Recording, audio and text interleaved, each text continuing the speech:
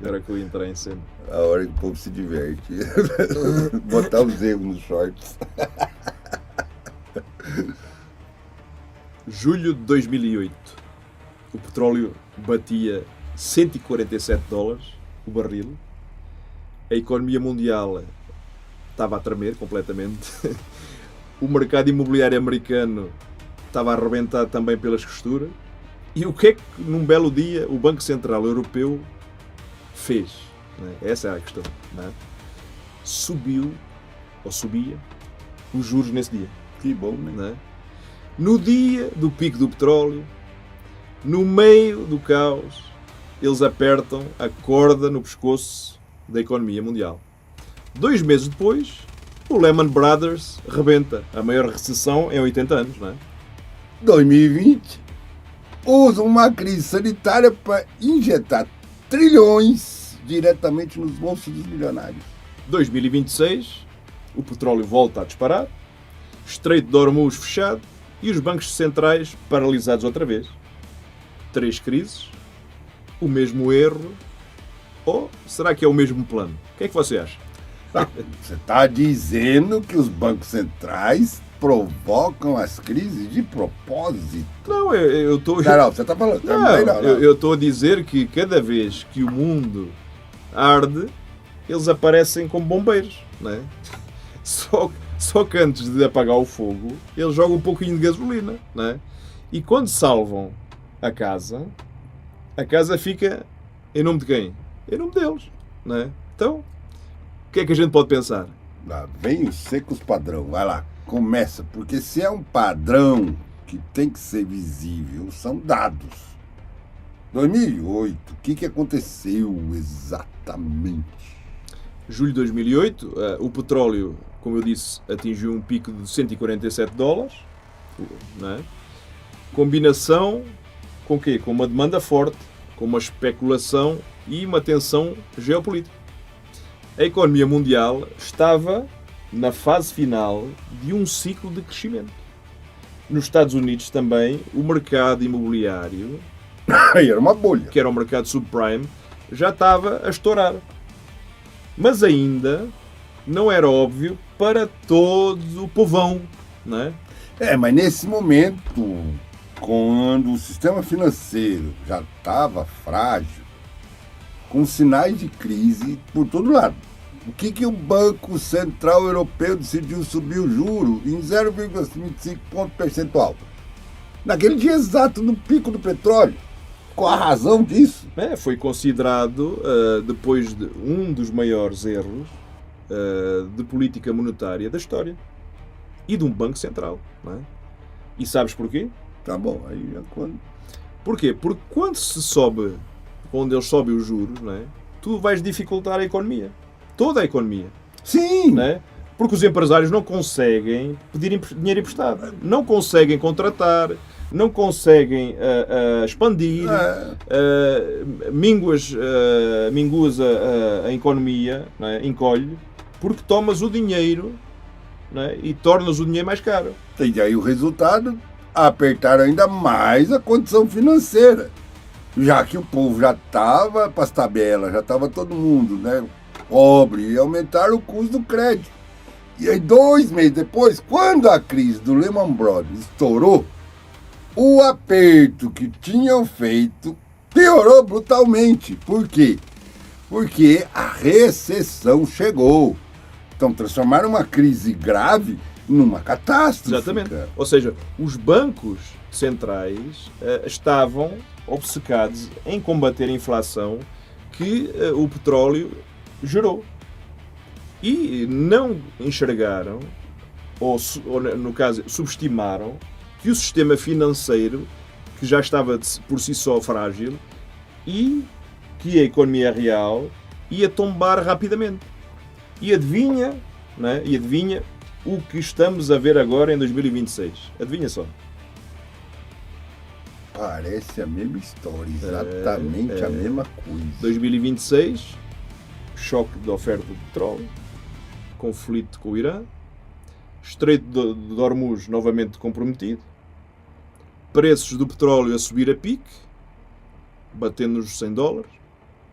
Há analistas a falar em superar talvez os $147 de 2008 em breve. Imagina só o caos, não é?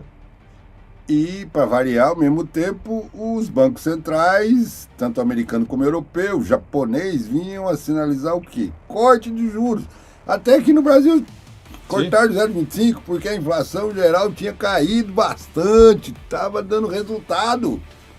Tudo apontava para um alívio monetário, cara. Olha lá. Só que agora o petróleo a subir desta forma reinflaciona a expectativa. E os bancos centrais vão ficar completamente congelados, paralisados. Ou pior, estão voltando a falar em subir os juros, não é? Estão voltando. E aí entra aquele dilema clássico, né? A inflação sobe por causa do petróleo, mas o crescimento já está fraco, fora da casinha, e já há demissões dos Estados Unidos. O crédito privado sob pressão, se aperta com juro alto, piora, e aí vem a desaceleração. Se afrouxa com juro baixo, a inflação espalha para todo o sistema. Eita! Exatamente. E acontece sempre no pior momento possível. E tu sabes porquê? Dá para variar, né? Porque os bancos centrais demoram, ou sei lá, já nem vou dizer, né? Mas parece que fingem, né? Que demoram a perceber que o ciclo económico já virou. Vêem dados com atraso, ou porque lhe apetece, né? Os dados são misturados, tens inflação alta, tá tudo contaminado. E ao mesmo tempo os empregos ainda parecem razoáveis. Tá lá, em julho de 2008, os especialistas diziam que a economia estava sólida. 2 meses depois, o mundo desabou completamente. É uma vergonha. Mas aí é outra camada, né? Depois de errarem feio, e aí eles vão dizer que a inflação de 21, 22 era transitória. Juraram que nunca mais seriam apanhados de surpresa. Então qualquer alta de preço, mesmo que venha só do petróleo, deixa os cautelosos, não querem parecer moles. Sim, mas o mandato principal dos bancos centrais modernos, os mais atuais, é o quê? É uma base de inflação baixa e completamente estável. É isso que eles estão sempre a apregoar, não é? Não, mas... Quando o petróleo sobe, não é? Os caras começam a sentir a pressão. E é a pressão para reagir rapidamente. Mesmo sabendo que os juros altos não resolvem a falta de oferta de barris, não é? É como tentar apagar um incêndio com gasolina. Mas fazem-no na mesma, porque não tem outra alternativa, não é? Porque a referência que eles usam, a inflação... Se subir, ela está subindo. Embora em muitos casos, como é o caso do Brasil, está maquiada. Mas ela está subindo, não é? Tá, mas um choque de commodity, principalmente, não é só de petróleo, mas também de alimentos, tende a acontecer no final dos ciclos, cara. Quando a demanda está alta, os estoques estão baixos. Isso aí gera o quê? Qualquer interrupção geopolítica apanha o sistema no pior momento. Quando famílias e empresas estão mais endividadas e, obviamente, menos resistentes. Olá. E os bancos centrais hoje, não é? São como... vou dar uma comparação. Os bancos centrais hoje são como um motorista que vê fumaça no motor e pisa no freio com força. Exatamente na hora em que o carro já está sem gasolina e a descer já a ladeira, não é? Ou seja, o freio aperta, o carro capota e todos dizem o quê? Mas eu estava, ou neste caso o Banco Central, mas eu estava a tentar evitar o pior. Pois é, gasolina, não é? Não é que sejam ignorantes. A solução é que trazem, é só juros altos. Só funciona bem contra a inflação de demanda. Mas é quase inútil, ou até piora, contra a inflação de oferta e fragilidade financeira. É uma tragédia grega, velho. O herói provoca a catástrofe, exatamente ao tentar evitá-la. E agora vamos àquela parte que é a parte que a maioria, não é, das pessoas nunca ouviu falar, ou nunca ouviu. Porquê? Porque esta tragédia grega, como tu disseste, pode não ser uma tragédia, ou pode não ser tragédia nenhuma. Pode ser apenas o guião do teatro, como eu costumo dizer, não é? Lá vem ele. A Catherine Austin Fitts, ex-secretária adjunta da Habitação dos Estados Unidos, foi gestora de fundos de investimento, mulher que esteve dentro da máquina e saiu para contar tudo o que ela viu, não é? Ela chama isto de Going Direct Reset. Ir diretamente para o reinício, pá. Para começar tudo de novo. Vai lá. Explica o conceito, porque é fundamental. O sistema financeiro normal funciona de uma maneira simples desta forma. Os bancos centrais criam dinheiro barato e dão aos grandes bancos e instituições financeiras, não é? Os amiguinhos ricos, como a gente sabe, não é? Aqueles banquinhos amiguinhos, não é? Depois emprestam ou investem esse dinheiro na economia real, em empresas, em pessoas, não é? Mas só quando lhes convém, não é? Claro, quando lhes convém, é como né? regar um jardim por cima das árvores grandes, né? Esperando que pingue alguma água nas plantas pequenas que estão lá embaixo, né? Vai lá. Então, um sistema de privilégio, isso aí a gente está vendo aí, já que é poderoso. Vai lá. E agora o que é o Going Direct, não é? Em vez do dinheiro passar pelos tais middlemen, os tais intermediários, não é? Os bancos grandes, não é? Os grandes bancos, não é? O dinheiro vai direto para onde os poderosos Querem que vá. indicam, não é? Na prática, o que é que aconteceu em 2020? Não é? O Banco Central americano criou, ou neste caso imprimiu, trilhões de dólares do nada. Não é? Comprou ativos de quem? Dos milionários. Dos bilionários. Não é? Parte desse dinheiro chegou via quê? Via estímulo ao povo, mas de uma forma que enriqueceu incomparavelmente mais os donos dos ativos do que a classe média. Sim. Isso foi uma coisa que aconteceu e que nós tivemos a oportunidade de assistir, não é? E a Catherine Austin, ela já deixou claro, né? Ela argumenta que isso não foi acidental, né?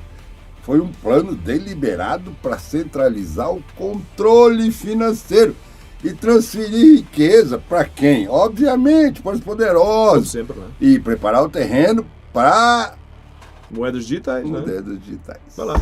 Que são programáveis, não é? E Onde o governo, o Banco Central, pode decidir exatamente como e onde o dinheiro pode ser gasto. E se a gente começar a ligar tudo, não é? Se a gente ligar as 3 datas, não é? Aí vira uma bagunça. Se a gente for falar na ligação de 2008, onde os juros sobem no pico do petróleo, que pioraram a crise, não é? Sim. 2020, usam a crise sanitária como capa para injetar trilhões diretamente para os ricos através do Going Direct, Bem, não é? 2026, que é o tempo atual, o choque de oferta. é petróleo Não é? caro. Petróleo né? caro, por causa da geopolítica, a inflação de custos, os bancos centrais paralisados ou a subir os juros e apertando ainda mais a economia real e gerando demissões, falências das empresas, endividamento das famílias e das empresas. Vai lá.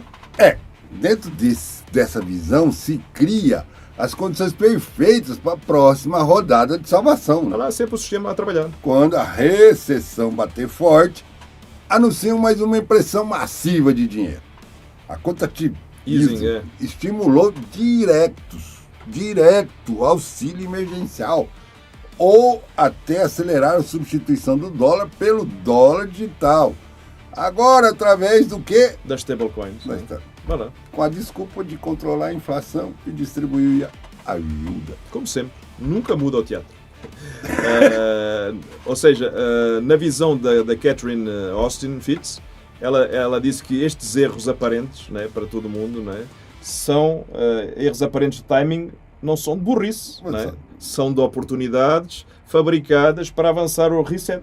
É brincadeira. Usar uma crise, né, para desculpar, para concentrar mais poder e riqueza no topo, né, transferindo o quê? Aquele controle do dinheiro das mãos do povo para o sistema centralizado. Eles ganham sempre o dinheiro, não é? E quando é que isso começou? Porque não é de agora. Se a gente olhar para 22 de agosto de 2019, não é? o Jackson Hole nos Estados Unidos, né? Os banqueiros centrais dos países mais ricos do mundo, o G7, né? O conhecido G7, eles reuniram-se, né? Como fazem todos os anos, para comer umas lagostas, fumar uns charutos e beber uns whiskies. Né? Um whisky de 3 milhões. O Macallan, né? Né? E aprova um plano chamado Going Direct Reset. Né? Pronto, já começou. O plano está publicado, está disponível para quem quiser ler, né? E logo depois, né, dessa mesma reunião do G7, o que é que aconteceu? Começaram a injetar trilhões na economia. Impressão desmedida, né? E isso foi em agosto de 2019, meses antes do que? Da crise sanitária. Então o plano já estava pronto antes da crise, que supostamente trouxe como justificativa. Exatamente. Ou seja, a Catherine Austin Fitts, ela descobriu ainda algo mais perturbante. Entre 1998 e 2015, ela disse que 21 trilhões de dólares desapareceram dos cofres do governo americano. 21 trilhões. É quase uma boa parte da dívida. E provavelmente muito mais depois disso. Mudaram as regras da contabilidade, passaram a permitir uma espécie de contabilidade secreta. Uma pedaladinha aqui, outra pedaladinha ali. Muitas instituições passaram a operar no completo escuro. Né? E o tempo vai passando. Vai lá. Em 1997, o presidente do maior fundo de pensão dos Estados Unidos disse para ela e citou: eles desistiram do país, estão a tirar todo o dinheiro para fora. É privatização total. Tirar os ativos, endividando os governos até quebrar. É assim, e assim eles vão tomar o controle completo. Acabando com a soberania. E durante mais de um século, né, nos países ricos, havia um certo equilíbrio, né? Os banqueiros controlavam. Segurava dali. Os banqueiros controlavam o dinheiro através da política monetária e o povo através dos representantes eleitos. Controlavam os gastos e os impostos pelas políticas federais. Era tipo um contrapeso, né? Mas não era perfeito. Mas existia, não é? E agora? Agora muda tudo, né? Vai lá. Porque nesse plano, o Going Direct, os banqueiros estão a invadir a parte que era do povo. E vão controlar os gastos públicos. O dinheiro dos impostos vai para onde? Os líderes com passagem por bancos centrais vão assumir os governos pelo mundo. E aí vem a consolidação de uma tomada de poder. E para onde é que isso nos vai levar? É essa a questão, não é? Leva para um chamado controle total da massa. Passaporte digital, a tal moeda digital centralizada, que não é uma moeda de verdade, é apenas e só um sistema de controle, uma implementação da tal renda básica universal, a RBU, mas destruindo a capacidade das pessoas de gerarem a sua própria renda e trabalharem por isso, não é? Tornando toda a gente o quê? Dependente dos governos, como se estivesse a receber uma mesada controlada. Isso é uma vergonha, pá. Uma vergonha. Não é?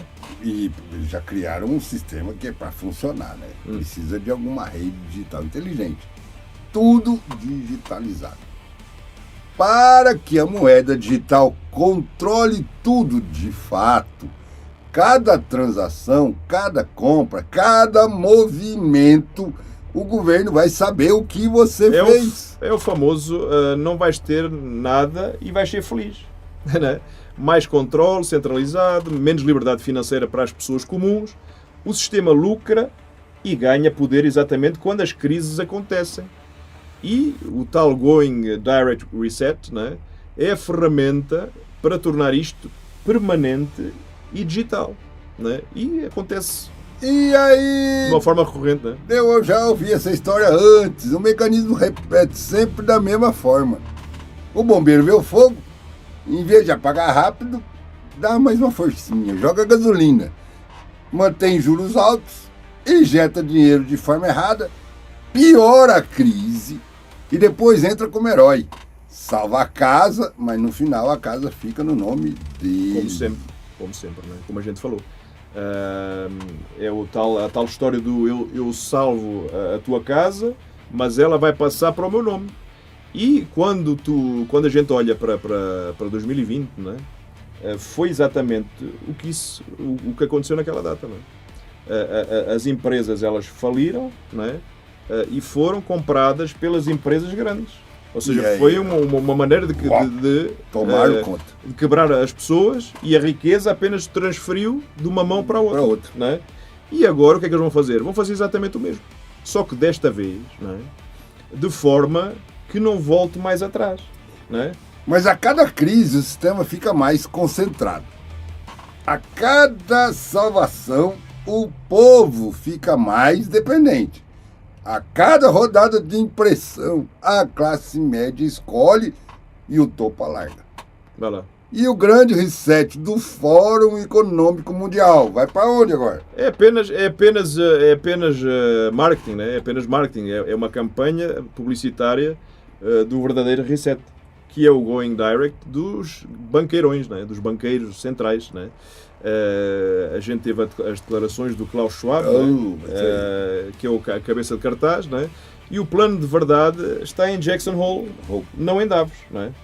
É esse que a gente precisa se atentar. Não é? Então vamos ser direto com quem nos ouve.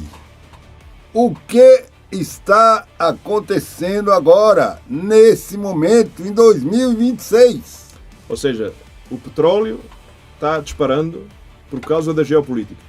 É a primeira coisa. Já foi. A inflação de custo, ela está retornando e em força. Os bancos centrais paralisados entre subir juros, né, e destruir a economia, ou baixar juros e perder o controle da inflação. Ou seja, tudo isso é o quê? Sinais claros de desaceleração em várias economias. Demissões, por exemplo, nos Estados Unidos.